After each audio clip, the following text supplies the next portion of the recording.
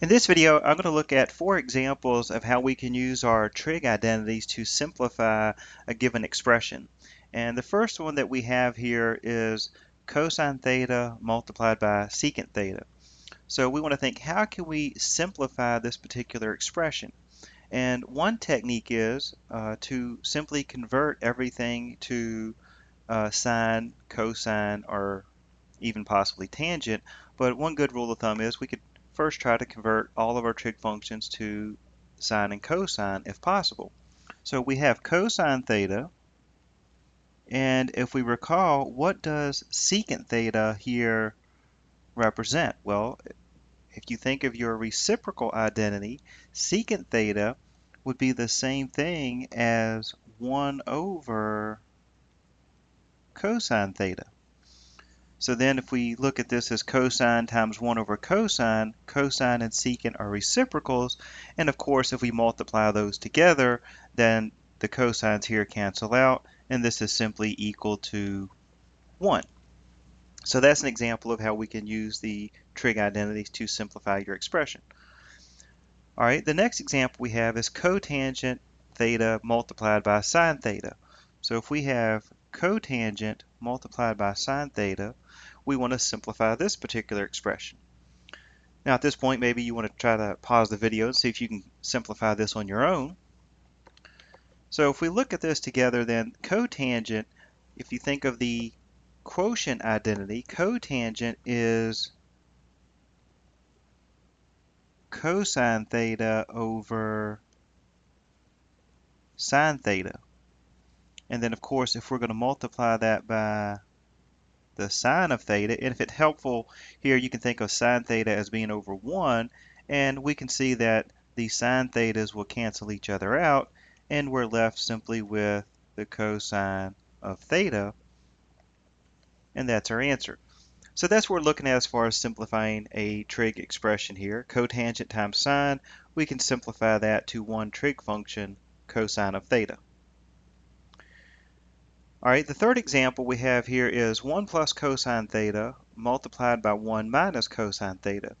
And here, we simply have a cosine function, so there's not a whole lot we could do with that. Now, you could think, well, we could think of cosine as 1 over secant, but that's going to make the thing look even worse because you'd have 1 plus 1 over secant, 1 minus 1 over the secant. But here, we may find it better to actually multiply this together. Now, before we do that, we want to recall how do we multiply this? Well, if you think back, if we had something, for example, such as, let's say, 1 plus x, and we multiply that by 1 minus x, how do we multiply an expression of this type? Well, this is probably where you were taught to use the FOIL method. So you're going to basically take the 1, and we're going to distribute that to everything over here. So we get 1 times 1 is 1, and then we'd have 1 times x, which would be minus x, and then we would take the x and distribute that, so x times 1 is x, and x times a negative x would be a negative x squared. And of course, because these are plus and minus, the two middle terms here are going to cancel out, so we would get 1 minus x squared. And we notice here, this actually turns out to be a difference of squares, right? And we know that if you factor this back the other way, you get 1 plus x, 1 minus x. So we want to do the same thing over here with our trig functions. And I know it looks really different, and it takes a while to get used to looking at these 1 plus cosine, 1 minus cosine. But if you simply replace the x that we had over here with cosine theta, you're going to end up with 1 minus, instead of x squared, you'd get 1 minus cosine squared.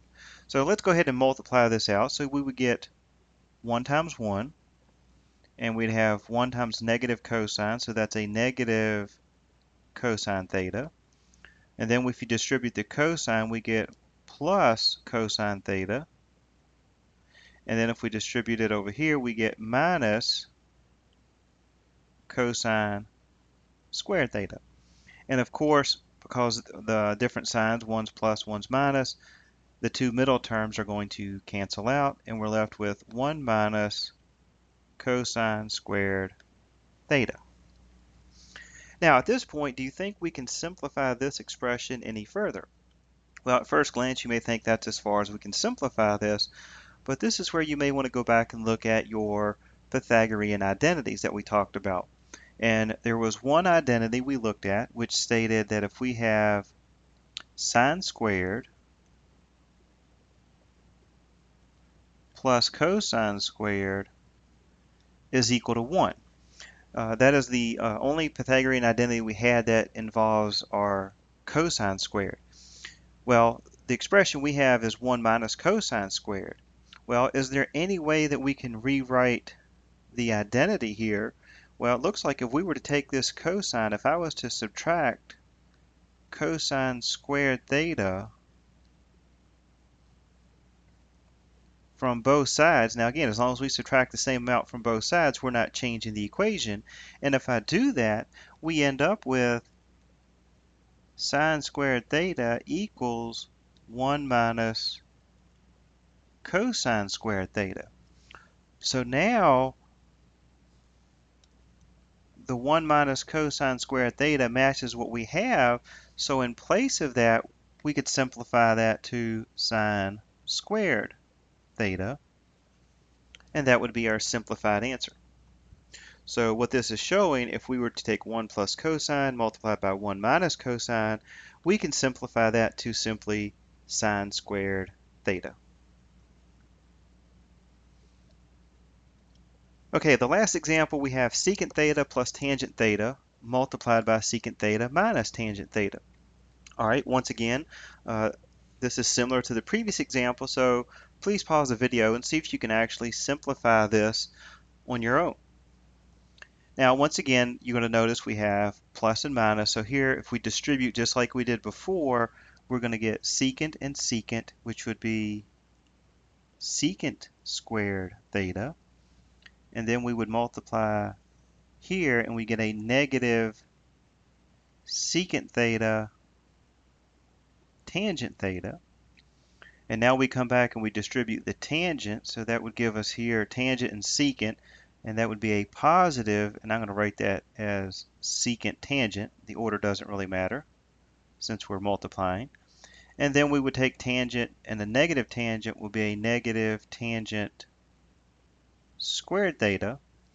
And once again, the two terms in the middle, they look kind of messy, but one's negative, one's positive, so both of these cancel out.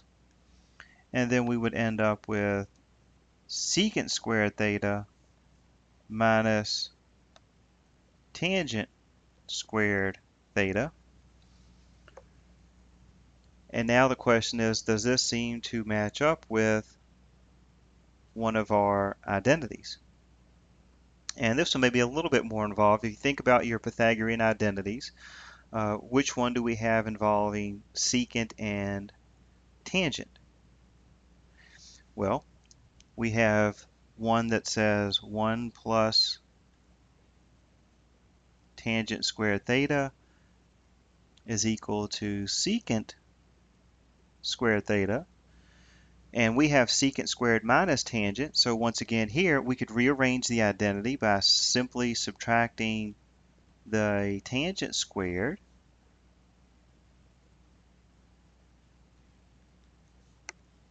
And once again, if we do that, the tangent squareds are going to cancel out here. We'd be left with 1 equals secant squared minus tangent squared. And this part matches what's in the problem. And based on this identity, secant squared minus tangent squared is simply equal to 1. So for this example, secant plus tangent multiplied by secant minus tangent, once we multiply that out, this whole expression simplifies to simply 1. Okay, I know I've just looked at 4 examples here. I wanted you to start getting a little bit familiar with using these identities to simplify expressions. And later on, again, once we get into Chapter 5, we will experiment a little bit more with simplifying these trig identities.